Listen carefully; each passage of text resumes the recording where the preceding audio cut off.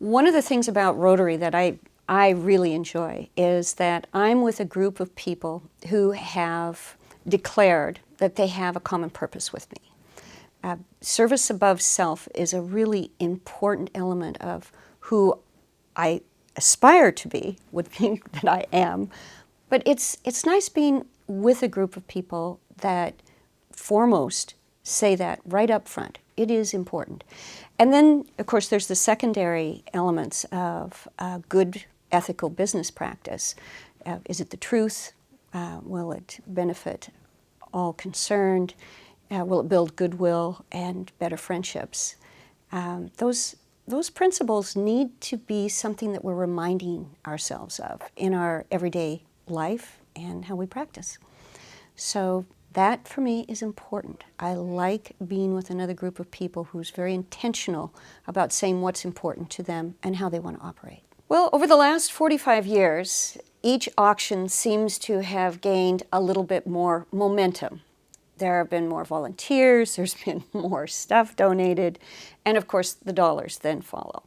So by the most recent calculation, there's somewhere over $4 million have been raised after this last auction that we then turn back into community projects. And there's a wide range. Some projects are maybe a $200 project. We bought books for the library one year when they ran out of their summer reading program paperback books. And at other times, someone would come to us and say, the Boys and Girls Club would like to build on the island, and it would really be great if the Rotary would come in and be one of the principal donors. Or the library needed to be remodeled. So large and small, there are things that we can do with those dollars to make the community better. We always ask questions such as, will this support a lot of people? Is this a general core value of the community? I think we've done a pretty good job over the years choosing projects that affect a lot of people in a positive way. But the size of the project isn't necessarily the important part. It's the effect it has on the quality of life, bringing people together at the pool. What a fantastic thing. That's the sort of criteria that are usually juggled when deciding where the money goes. I've been going to the Rotary auction since I was 15, and it was in the shipyard. And I bought a Harris tweed jacket and had Mrs. Clifton make it into a riding jacket. Because I grew up here in Bainbridge, and I used to ride a lot.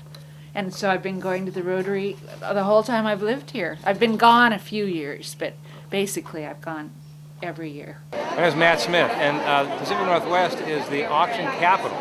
I've been to auction school in the Missouri Auction School, and nobody knows more about benefit auctions. I mean, when I buy benefit auctions, this area, there are more benefit auctions here than anywhere else in the world.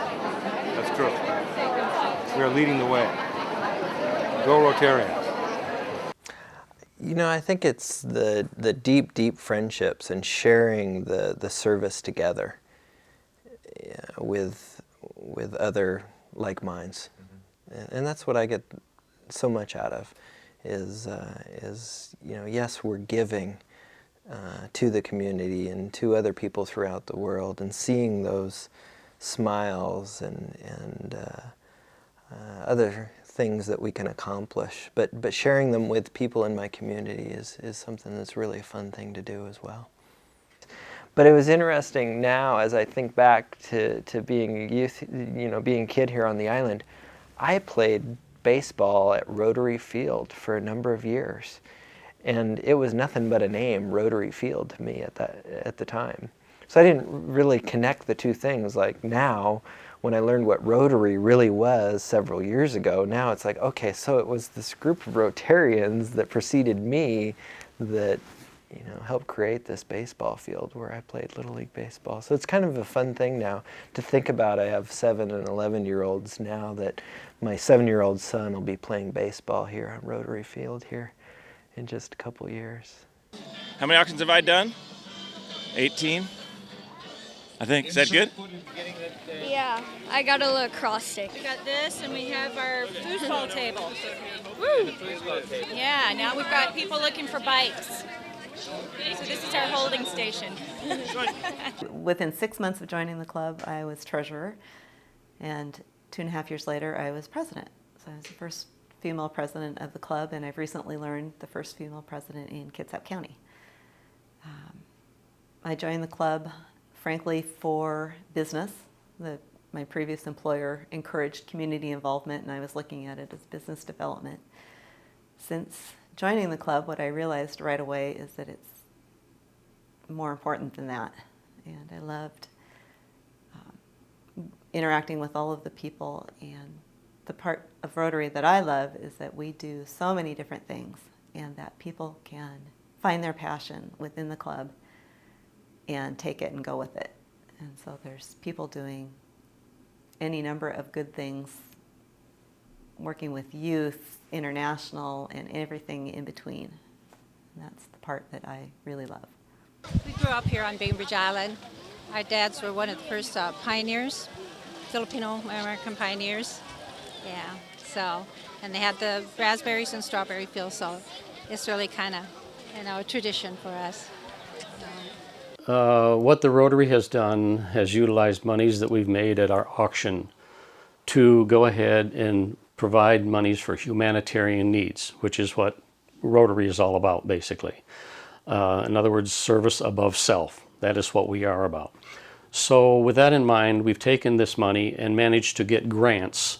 In other words, we take our money, it becomes doubled, and then it becomes doubled again in order to allow us to go over to Uganda and service these projects, or these wells in this case. What we do is, and what we've done for the last 3 years, has been to drill 11 wells per year, which means 33 of them are in the ground working, serving anywhere from 600 to 1,000 people per well. And right now, as of this last April 2007, I went there and selected another 11 wells using GPS and benefiting the most villages within that well site. So we chose the well not by a village, but where it would serve the most people. I think we got everything we wanted. The three main things we wanted, we were able to get. So now it's a matter of checking these into the treasure corner and going out for some more. What'd you get? I got the Littlest Pet Shop game, Frosty the Snowman, and something, and I don't know what it is, really. But you're happy about it? Yeah. I think the future of Rotary really is going to be connected very much to the future of the community, and it's going to be interesting to see how the community evolves.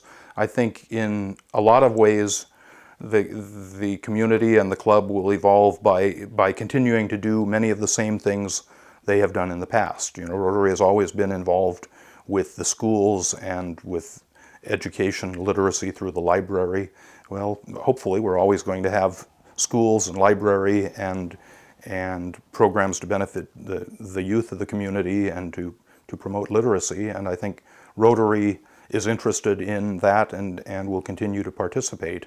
And certainly we'll have some changes as we get in the technological age, and Rotary now has a website. Well, 20 years ago, nobody even imagined that. And I think there's a lot that will be happening in the future that we can't even imagine now. But I think basically Rotary will be working with the community to move forward and adapt to things that as they happen. But basically, a lot of it will be the same sorts of things that we've been doing in the past. Rotary tends to attract people that are devoted to doing some kind of community service. If you come in with a particular idea, Rotary is a wonderful place to leverage an idea. So the Polio Plus campaign that we did worldwide raised $600 million from 13,000 Rotary clubs. Started with one guy who said, what if Rotary took on polio? And got a couple other people around him to kind of join his little point of view, and it grew from there. Our water project in Uganda started with 1 or 2 people that had been to Uganda and came back and said, you can't believe how horrible the water is there. What if we built a water well? Joanne's been to 50 clubs talking about Uganda and the water well. I had coffee and tea with a friend one morning, and I mentioned Uganda. He sent me a check the next day for $500. I told him the story of Joanne and the water well. So it's a place where one person can show up with an idea and have a tremendous impact on the world, much less the community.